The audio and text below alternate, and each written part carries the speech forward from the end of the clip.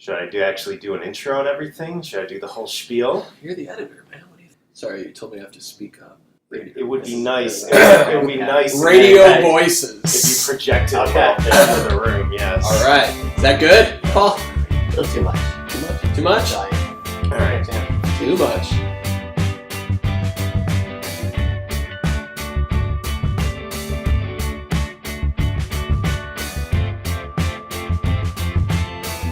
Welcome everyone to the Pat and Paul Show. I am Paul McEllotti. I am joined, as always, by my co-host Pat McLaughlin. This is a very special episode. We're here again with Matt Van Bergen, the great founder of CITYTECH, currently president of ICF Olson Digital. Olson Digital, right? Olson Digital. I guess And, it doesn't and matter for too much. for a couple hours here, time's ticking. So this is I don't know if you're doing an exit interview, but if you're not, this is your official exit interview at this point. Uh-oh. Real pointed questions, man. Yeah, we're gonna come in hot. Last Coming chance hot to and settle fast. some scores with you. A laundry list here. This is going to be a Pat's got Alright. 11 years. 13 years. It's going to be a roast. Uh-oh. 13 years of complaints to file here. No, it's been a good ride. We wanted to maybe look back at a little history, maybe for some of the budding entrepreneurs out there, looking at sort of how CITYTECH started and why CITYTECH started. I think, and then also maybe touch on, you made a lot of great choices along the way, just how the company would work, how the employees would interact with the company, maybe just the genesis of some of that too, like that, or what drove those as you went, what were your worries at the beginning? And go. Yeah, go man. All right. Faster man. Yeah, how did CITYTECH come to be? Probably if you look at folks, teams, people, persons that start a business, there's probably two avenues you go. You have a great idea for a product, innovation, or something, or service, or something like that, unique service, and you believe in it, you go after it, and you build it, and away you go. And then there's the other aspect where it's like, based on my experiences, XYZ can be done better. And CITYTECH really was founded out of that second, where my experiences in the world of some of the smaller consultancies I work for, Janet also in the industry and what she had seen, that it seemed like we always came up, as firms always came up short on servicing clients and taking care of employees and doing those type of things. So that's how it really started. It was like, hey, man, I hate letting down clients again because we got pulled out of the project too early because it wasn't budget left and it wasn't estimated right at the beginning and all those type of things. And I decided to say, hey, we could do this better. We could do this better.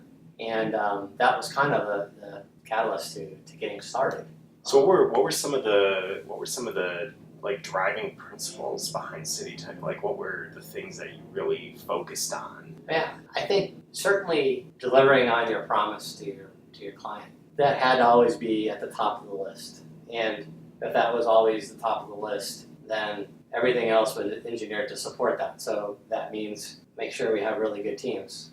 They're passionate about what they do, have good skills. If they don't, then we make sure that we can get the skills to them. Estimating things properly, don't getting over your skis, those type of things. All those things that can cause you not to deliver on your promise. Those were, those kind of like the founding principles. And also, I think everybody probably in the company had this thought too. I always thought of it as if we were going to talk to a client about doing a project and we got the impression that they thought they could probably do it in-house, we weren't bringing enough value to them or new ideas or this is where things are going, then that was always in the back of the mind that's your big competition. We could always beat out competition, but when you really step back and say, if these guys think they can do it in-house, then that means we just aren't pitching the value, that they can see why they need us or they want us to do it. So that was always kind of the bar. You always had to say is we have great people in-house, but you guys are really on top of the game, and we could see us working with you very easily. Did you have any prospective clients ever that you pulled out of sort of the pursuit because you saw hey, they've got the capabilities in-house, we're just not gonna, there's not a need there? Or Oh, man, I have to think. I'm sure there were some, or maybe there were some where it ended up going like 1 or 2 people or something just to help, or more horsepower for specifics. Maybe they It's had like more of a leadership, staff architecture, log staff type log. situation, Which we always try to shy away from. Sometimes we thought, hey, it's strategic. They want to give us a try, and it may blossom into more. But we never wanted to be a staff log company, because then that to me was like a Robert Half or any of these other companies where it's just a body. We weren't that. Even though our team member that would go out there, they weren't just that, but they could be perceived as that, and right. our value of one person. Again, we wouldn't be bringing the value, and maybe our rates would be a little bit out of whack because we had a very high value person. But I think after a while we knew how to sniff out some of those opportunities. And sometimes too it'd be like, hey, we need your team and my team. I could always relate to a client who wanted to say, at the end of this project or at some point, my team wants to take it over. Of course, So at those times, sometimes we do a combined team, because we knew that was going to be valuable for the client. They would be able to take it on from there and maintain it. If I was in their shoes, I'd want to do that too if I had a team. Right. Some of them said, we're never going to build this expertise in-house, so we want you for a longer term. We want that, and that's great too. So it's a lot of different configurations. Yeah. Now, Pat, you were with the company basically from the beginning. Yeah, I think I came about 2 years after. I was the second employee, and I think at the time you guys were all working at the city, so I would work out of the office. I think I was the only employee out of the office for a while doing the .NET stuff. I come check on Pat every now and then. Yeah. Not check on him, make sure he's all right. Yeah, just to see. Still alive. Who am I working for? Where are these people? But those were the roots, right? The city was kind of the roots. I mean, Yeah. how did you originally get into the city, and then how did you expand? Once you were there. Yeah. So it's interesting is that at about the time I set out to be an independent consultant. That was like my thing. It was the beginning of this, right? And I somehow got connected with the city. They were just embarking on a big transformation from being all Oracle applications, forms, PL SQL, to end-tiered architecture based on Java. And I ended up going in there, contracted to run a project for them. It was like a centralized database that was going to take all the department's data and be able to identify a citizen as one person. And they could do collections, they could do a lot of things around knowing like one citizen type of thing. So that was kind of the start of it. And went in there and they liked what we were doing, I was doing, and we were able to grow that area of the business, because as it took off and we became subject matter experts around that Java enterprise type platform, and that was where they were going, they wanted more. And that's how it kind of began. Yeah. In that space. In parallel, Pat, you were brought in with another client that we had started doing some work for, completely different on the Microsoft.NET platform, a product development company, right? Right. And we built, but still in that products. government space. In the government space, it was a in lot of the government. overlap. Yeah, it was in the government space. In City of Chicago, where they had really good visionary people in there on the technology leadership, say that this is where we need to go. And it quickly moved into services-oriented architecture. We did, I remember a lot of us talking, preaching, doing lunch and learns on why SOAs important, especially for an organization like the City of Chicago. Very large, disparate systems, need to exchange data. They aren't. They're doing it through exports of data here and there. So we did conceptual SOA, even not even specific to a platform, but why you want to have an intermediary in there, and the service bus came in play. Right. Yeah. So, but I think all along there, we always wanted to bring as much value as we can. We wanted to bring good, and it's just that's how it is. Like I think engineering and technology is like binary. You're really good at it, you're not. In the sales process and everything else is a lot easier when you're on the side where you're good, because that good news travels around. Because you're not having to lie as much. You're not lying, and your work's done. Yeah. Resume's a little more accurate. Right. I think there's minds that get it and then can apply it to these things, and then there's some that don't. And that was an exciting time, so we spread quite quickly in there based on doing good work. Yeah. Yeah, getting opportunities to do a lot of things. And I think early on, even though I was working on the other side of the company on the .NET stuff, you were already preaching quality and being a subject matter expert of what you're building. Yeah. Right, and I think that probably played a part of the city as well. Is you guys understood the business. You were true consultants. Yes. And that's something I feel like you did a great job of instilling in everyone who came on in those early years was how to add value, how to listen, how to engage. Because a lot of being a consultant is just listening and joining the conversation and then bringing your technology, tilt to it or spin to it. Yeah, bringing your perspective. Yeah. I'm waiting for you to knock this tea over during your gesticulation here. I'm really wow, I'm you said to really enunciate, so I've got his hands going. And some of that came out of necessity, because if you look at the culture and our management structure or lack thereof, at CITYTECH, there wasn't a lot of that. So we didn't want to create that layered, here's the client-facing person, and then here's this. So how about we have a developer, an architect, solution architect that can, communicate and has interest in somebody's business, and that allowed us to scale without adding unnecessary layers of different roles and things like that. Right. Well, and it also Our titles gives. were pretty general, if I recall. It was one on your own. I believe it was consultant. Yeah, it was. My dad once asked me, he's like, "Will you ever get promoted?" I was like, "I don't think I'd have to own the company. I'd have to marry Janet. That's it. Matt's a good guy. Knock him out of the way." Yeah, that was. But the thought was always in your mind. Yeah, I always just kept an eye on it. It came up, people would bring it up, but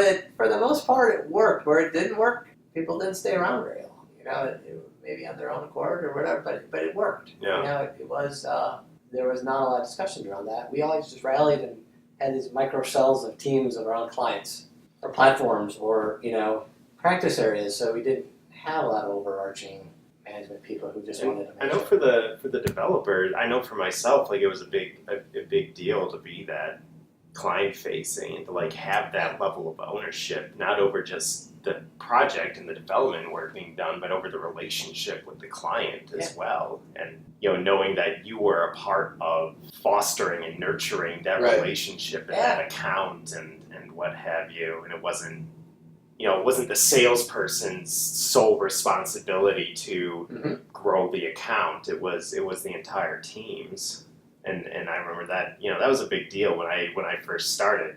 It was actually a little scary when I first started because you just threw me right in front of the client. I remember and I was like, I guess we're doing this. I guess we're doing this now. All right. Well, what it does is it drives you. Whenever you feel like maybe something might not. And maybe this was going to happen in practice, but I thought of it as if even myself, anybody, you weren't thought they were engaged to the level they should be, committed, take them to a client meeting. Go to the client, meet the client, go out to dinner with the client. They're real people. They have urgent challenges they want us to help them with, and that will make it happen. That's how.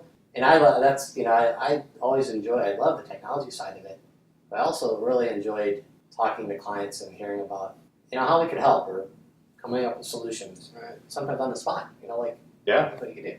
Yeah, because those conversations with the client, we might be on an AEM project, but we're off talking about some back end system that we may never touch that back end system, but we're able to offer some insight on it, and it might open the door to something else in the future. Right. And the model where you pass notes under the door to the team and then back out through a salesperson or something. Right. In the end, that doesn't scale well, but also it doesn't allow a lot of people to grow. And that's pretty interesting about CITYTECH, Matt, is how long did you go without a true salesperson?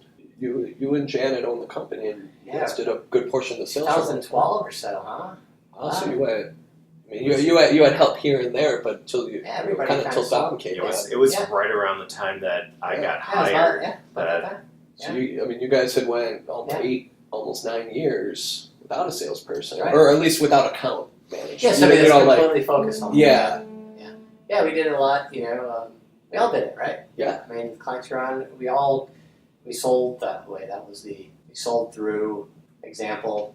Of course, there's RFPs and things like that that we were given to respond to, but usually that was because of a result of a conversation or a blog that one of our team members wrote. Whatever it was, we had a nice lead generation system going through. I think, Paul, when you and I started working with each other, I found it in the bulk of my work experience was working for Matt here at CITYTECH, so I didn't know any other life than talking to the client. My first day I met the client out in Iowa, and I had a relationship with them, and it never dawned on me that there was other ways to work where you never met the client, and the development team was away, and you were describing your previous job, and that was the first realization I had. I think I had like 7 layers between me and the client in my previous job. There were like whole other teams talking to the client. Right, I just took it for granted that was just how. So like, it really gave me how lucky I was that I enjoy that aspect of it. I get some people might not, and they might want to be behind layers, but it gives you that sense of you're really making an impact because you're seeing the results, and you're getting direct feedback, and I think it's good for everyone on the whole cycle of the development team, to interact with the client. No, absolutely, absolutely. And it makes things easier. Like when you're 7 layers behind and you're having problems with something, I always feel like it makes it like there's just this client who's this boogeyman who's going to be so angry you didn't get it, when it's a human. It is somebody. Relationship does wonders. Once you have that relationship, you're able to talk and say, it's just not, it doesn't have to be so contentious. Usually, I mean, there's big exceptions. I'm sure, Matt, you have over the years some different stories. I'm still here. Yeah. Limbs attached. Yeah, I think it is bad. I mean, it instantly, the good conversations, there's always challenging conversations, but that's what we did. Like, it wasn't, it would seem odd to inject somebody in there that has no idea about the challenge, problem, or opportunity to go and convey it, because there's just somebody in between there, right? Right. When somebody had the appetite and wanted to be in that position, it was great. I love that. So after the city work, you started getting into the commercial business. Yeah, and you're always thinking we had to do that, obviously. And a big driver of that was what's now referred to as AEM, but at the time it was Day Communique, right? CQ. Yeah, the product previously known as CQ. Yeah. CQ. Communique 4. Yeah. Which to this day, with Olsen Digital, is still a big part of our business here. Matt, can you kind of talk about the roots of that and where how you got introduced to that? Yeah, so we got introduced into Day through, it's amazing how much clients really help your business, right? We had a client that needed intranet, and they had, at the time, FileNet, which was owned by IBM, I believe, at that time. And they own that, FileNet product, and FileNet OEM'd Day Communique 4. And they asked us to evaluate the platform, see if it would work for them, and we evaluated it, as well as some others, and said, hey, you already own this, I think you should use this. So we implemented it for the intranet. Short time after that, I think that OEM relationship went away, and then Day Software was calling on the client and saw that we had implemented this and liked what we did, and said, hey, we are always looking for partners that do good work. We have other clients that, if this is a practice that you would want to grow, we'd love to help you help us. And back then, it's probably 2004 or 5, the web content management systems were, including Communique 4, were just like this system that was in a corner, and somebody would implement it once, maybe the marketing team would use it, and nobody would have any idea how the hell it worked, and it just stood on its own, right? So as time went on, I thought, as taking our enterprise roots of SOA and highly scalable type systems, and we had some folks working over at Chicago Mercantile Exchange, doing some trading platform stuff. We had good core there that we could take this WCM product and take it from the corner of the room, put it in the center of the room, and say, we can connect that to a lot of things. We can connect that to data. You want to connect to a database? Has that ever been done before? Can you do that? Day's solution was that the FCRX connect and pull all the data into the JCR, and then you access it there. We're like, no, we can do, Hibernate, we know all these other things, we can connect it or go through a bus of some sort. So after we implemented CQ a few times with normal websites, we started doing some talk about integrating it, and that actually resonated pretty well with some of the clients that we talked to, because at the time then we started introducing, getting involved with larger clients that said, hey, we need to integrate with our e-commerce system, we need to integrate with this back-end system, and we could confidently go in and say we do that, and we know that, and we can scale it, and certainly it can do this. And then as we got further, we said, oh my gosh, what's all this like manual deployments and creating these jar files that then you have to upload through a website, and the source code is in a repository, and all these crazy things. So we figured out how to use all the traditional enterprise deployment type stuff. Right. Subversion at the time. bamboo and all, and that was our proposition, and that was our value to the clients. Say, hey, somebody else might be able to do this in agency. They know how to do CRXDE, writing code right in a repository without any enterprise practices. Well, the marketing departments and the IT departments were starting to work together, and the IT departments were like, what is this monkey business? This is an enterprise system. So we play well into that, into that space. Yeah. So that's that's how so that's how we got into that. So then fast forward a little bit, we did a lot of work at CQ4. We were the first site, I believe, our website, which didn't get a lot of traffic, but we launched CQ5, our website, CITYTECH website on CQ5. Yeah. I think over the holiday, and actually like in January, right as it was going to be released, which was cool. We could point to it. I remember in some presentations, pitches that we pointed that we launched this, even though it was a small website.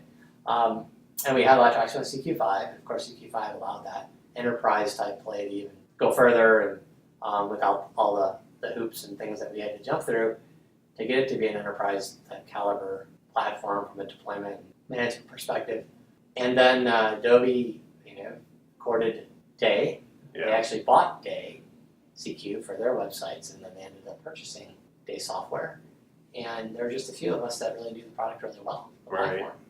And Adobe, 2,000 or 3,000 salespeople they have, took that thing and sold the crap out of it. Armies of The armies. salespeople. On the business side of things at that time, what was it like, those first conversations with Adobe? Did they know what they had bought? Were they excited to have you as a partner? Did we have to kind of show our expertise, or what was that like? Yeah, it was the Day folks that we had developed relationships with. That's your team. No, not the same. They were there, so they helped bridge that. Gotcha. Right around that time too, is we ended up thinking we needed to hire a salesperson, and it was really good timing because salespeople like to talk to salespeople. That was kind of how we aligned, I think, well with Adobe, is our sales team, one person. Right. It's a big guy. Big guy. He's a lot of man. You can bench press a lot. Was in there and talking to him about sales type language and everything else. So that was good, and they also relied on us to help them sell because the salespeople didn't know much about it at the point. It was a new product. They didn't know the potential of it, and they didn't have any case studies to really point to. So they were happy to do that with us. So that that worked out well. The challenge became very kind of niche product that's going more mainstream. We put in process methodologies around making it an enterprise platform with source code management, auto deployment. So, but when you would hire somebody, they wouldn't know CQ. Luckily, we had gotten all the other enterprise practices in place, so they would know that. But then you had to train them. And going back to those early principles, Paul, that we talked about, then you started being tempted to compromise on the quality because you needed to scale to meet the demand. The only way you scale in the consulting business, you have to hire people. If you didn't hire people who didn't know what they were doing, then that's where you ran into problems, the bonus to the client, the value to the client. So that was probably one of the biggest challenges, is just keeping an eye on that all the time. That saying that, hey, not that we wouldn't be aggressive around it.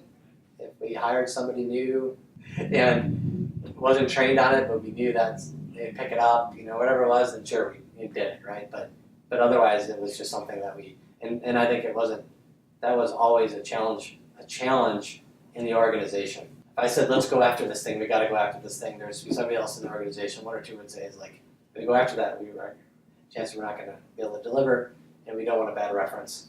So we probably still went after it. But what happened was usually just didn't put your whole self in. Yeah.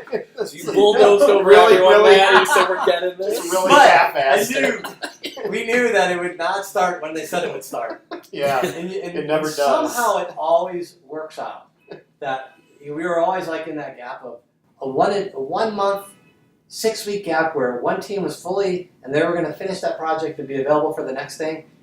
And the client we were talking to said, we got to start right away.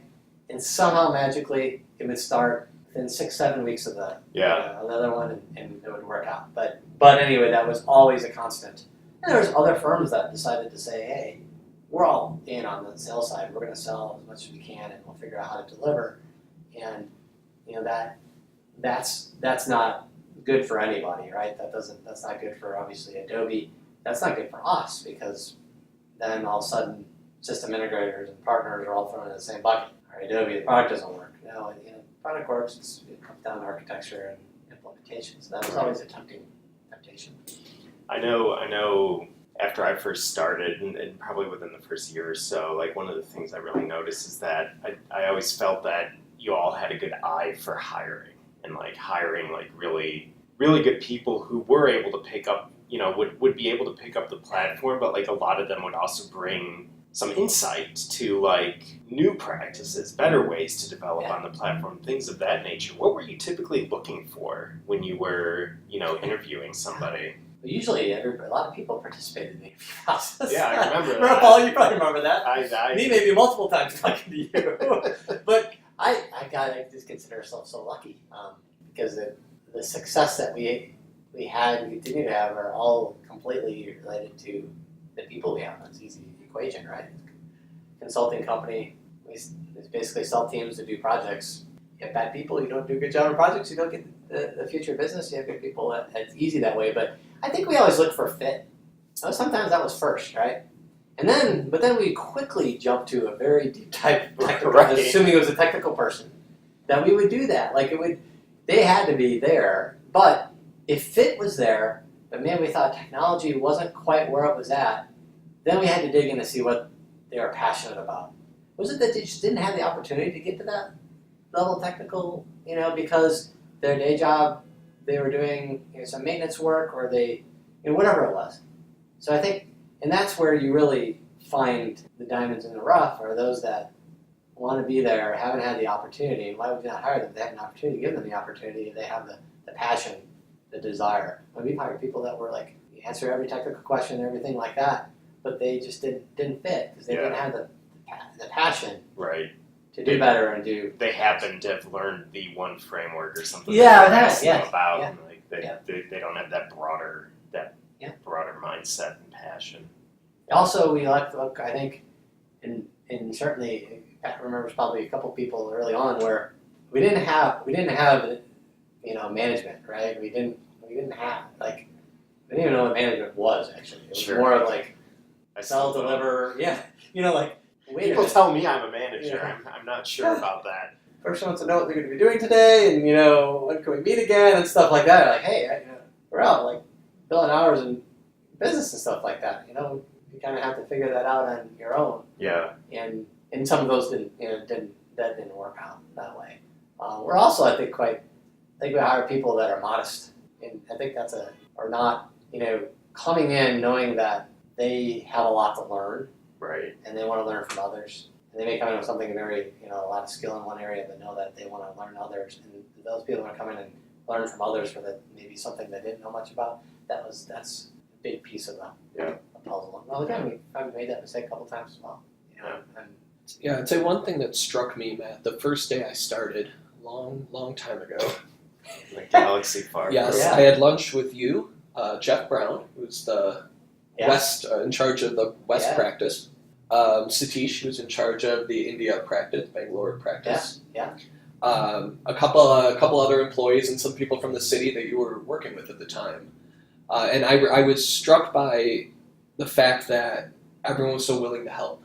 Everyone gave me their phone numbers, and I wasn't working on that side or anything with the city, but everyone reached out and said, anything you need, got questions, and that was something I felt was part of the culture from the beginning. Yeah. Do you think that's just your personality? I mean, that came from you and from Janet, but or is that something you were mindful of all the time, that we want to make sure, like you said, people did wash out a little bit if they didn't work well with others and didn't want to collaborate and things. Is that something that you didn't have, like you said, in bad experiences with other consultancies, or was that just, I don't want to say luck, I think it, what kind of drove that, and how do you see that fitting in as people start new companies and, I don't. That's a good question. I mean, I think there's maybe a kind of an ownership type.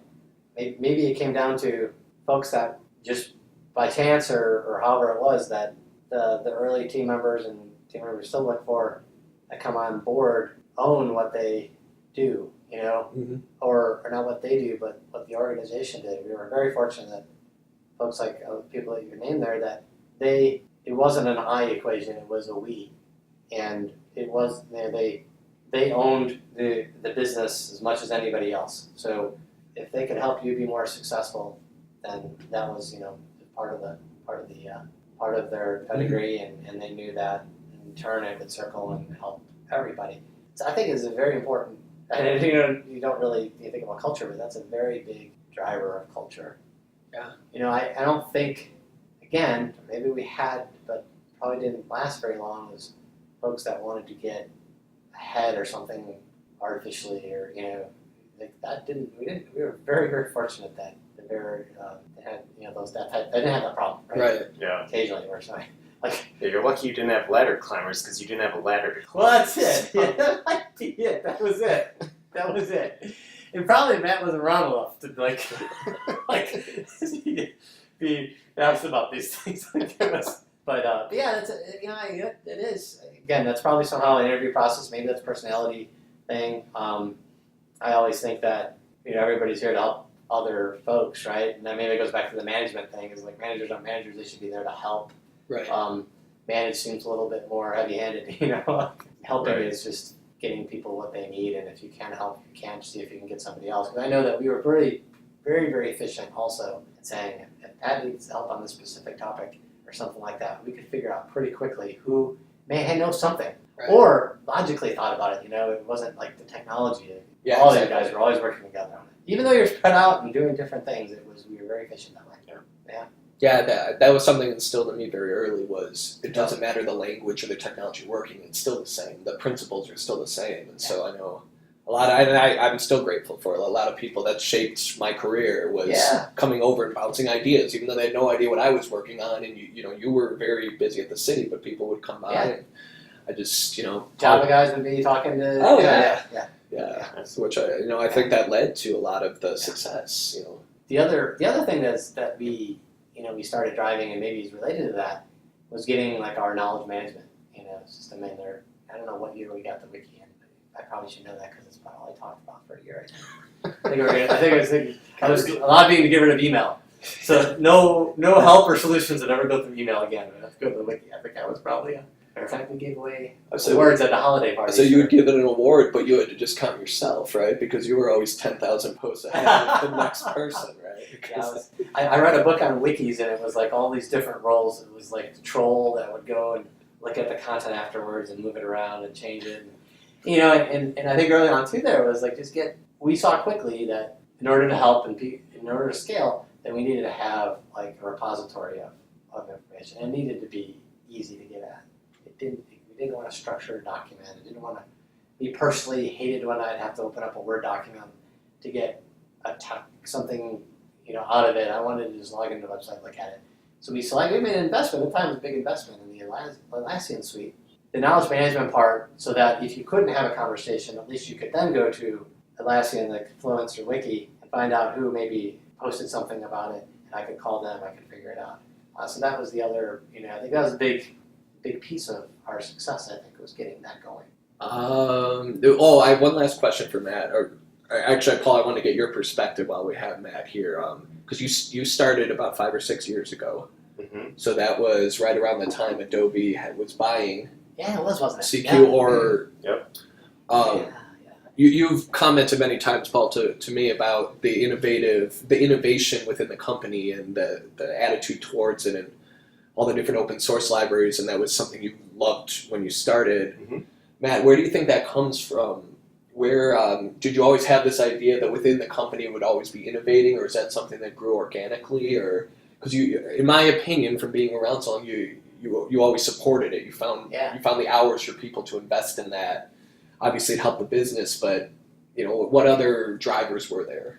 Yeah, the most part, that was so organic. I mean, folks just took it and ran with it, and I think it was great. Then figured out that it's a great sales tool. And there's I think that the other equation of success for team members too is like to allow those things that you'd never see why you would prevent that from happening, but to support it, and it's really good for the individual, and it's good for the business. And it's like, how much better could that be? Like if somebody aspires to work somewhere else and at a higher level position, and it's awesome. That stuff is like out there. It shows that they know their game, and they're willing to do all that. And in the meantime, it helps the business. So I think it's a no-brainer. But quickly, I'm probably deep in heart as like a marketer. Like I really look for ways to market things, and that to me was that how do we bring an additional layer of value to a client? We never charged them for any of that stuff, but we could say that we wrote this framework and we're going to bring it to you, and you're going to get all the source code, but what it's going to do is going to allow us to do this faster, or you'll have a standardized way of implementing future enhancements, whatever it might be.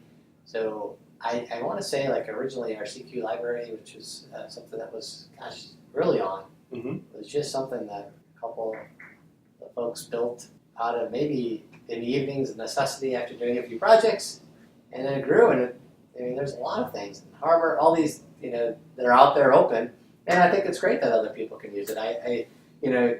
We're always competitive. I think I never wanted to lose or anything like that, but the open source community around something like CQ and AEM, since it was still pretty niche, it could only help get it out there. The more successful, and it'd be great if it always had CITYTECH's name in the header of the source code file. It was just a market. It would help on marketing. So I think it served a lot of different purposes. And innovation, again, I think it's getting back to being the best you can be, and how we can help deliver for clients better. I think that's why we do it. It's also fun. Yeah, because I always thought about it as, if you're hiring a number of people who are passionate, they're not going to be satisfied with just sitting around and like doing their day, like doing whatever project they're on. They're always going to be thinking like, what's this next thing? What's the next thing I should be looking at? What should we be looking at? I feel like that's where a lot of the the open source stuff, the internal innovation projects, that sort of stuff comes from. And it's, like you said, it's great, especially the open source stuff. It's great, personal brand is sort of a douchey thing to say, but it's great for building your personal brand. It's great for building the company's brand. As you have a Pat and Paul show shirt on. Gotta be on brand. On brand. Well, I think it also, back to the point you guys were making earlier, it gives you a feeling of ownership too. It gives you a feeling that you have not a say, an influence on where the company's going, because you're looking at the most cutting stuff. And because that was always the point of the internal innovation. It wasn't just to innovate in a silo. It was to sort of think about what are the types of technologies that we should be going and pitching to clients, or what should we be talking to current and prospective clients about, and how can we improve on the engagements that we're on. That was, it always came back to that.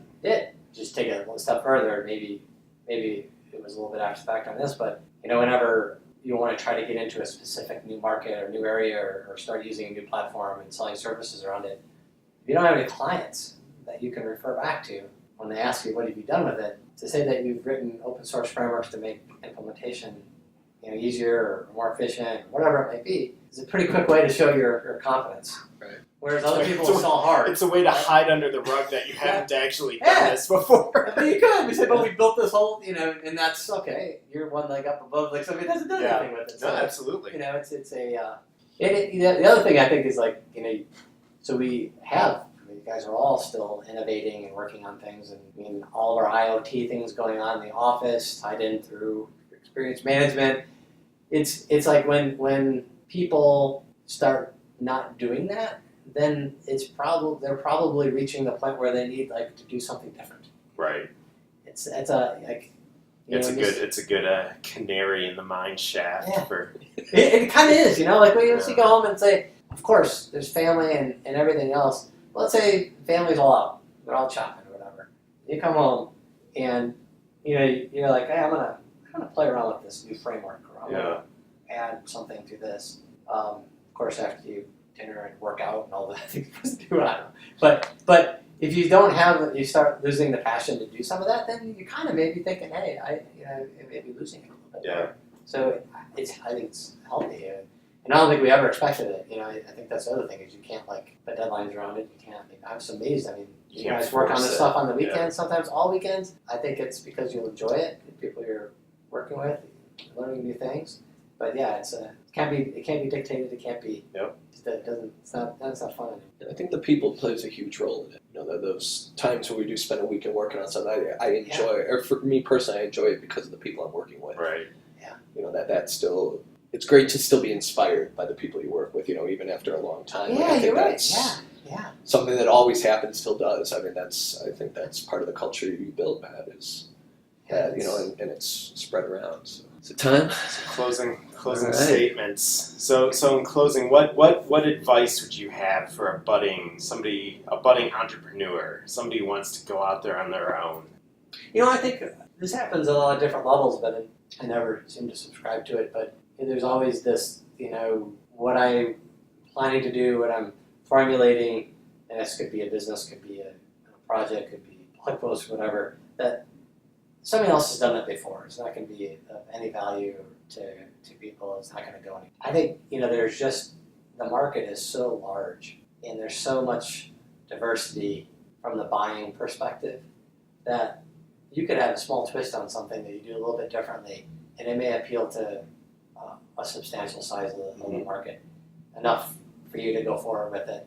So my advice is don't talk yourself out of doing something because somebody else has done it, or it looks like somebody's already got that out there.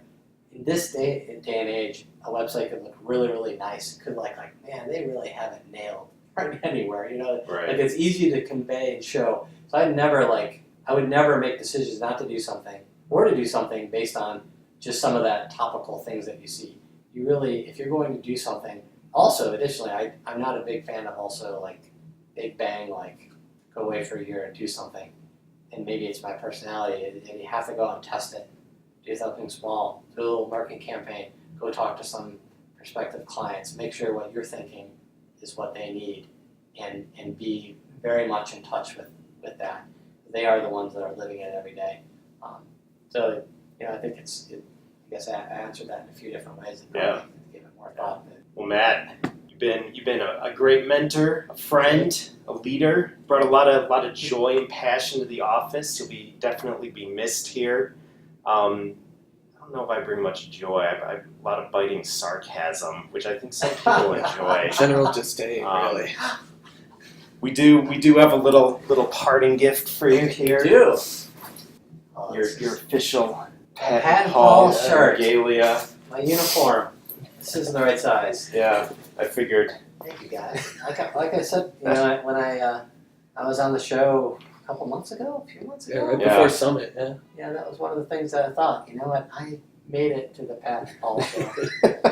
That was like the peak to be out there under your brand. That was it. That was when you that decided to is a big part of retire. my decision. You know what? Yeah. Already hit the top of the hill. Yeah, I hit that. I got it on the second time. Well, man, you're gonna have You a lot guys have to have me back in a few months. Yeah, we're gonna have a lot of time on absolutely. your hands. You're gonna have to call in. You'll be our reporter on the street. Just let us know what Reporter in the air. I'm playing from the air. Yeah. That's it. Yeah, what do you see? Some cornfields? Hold on a second. Here's Sky and Cornfields. Yeah, to echo what Paul said, man. Thank you for everything. It's been a great ride. Good luck.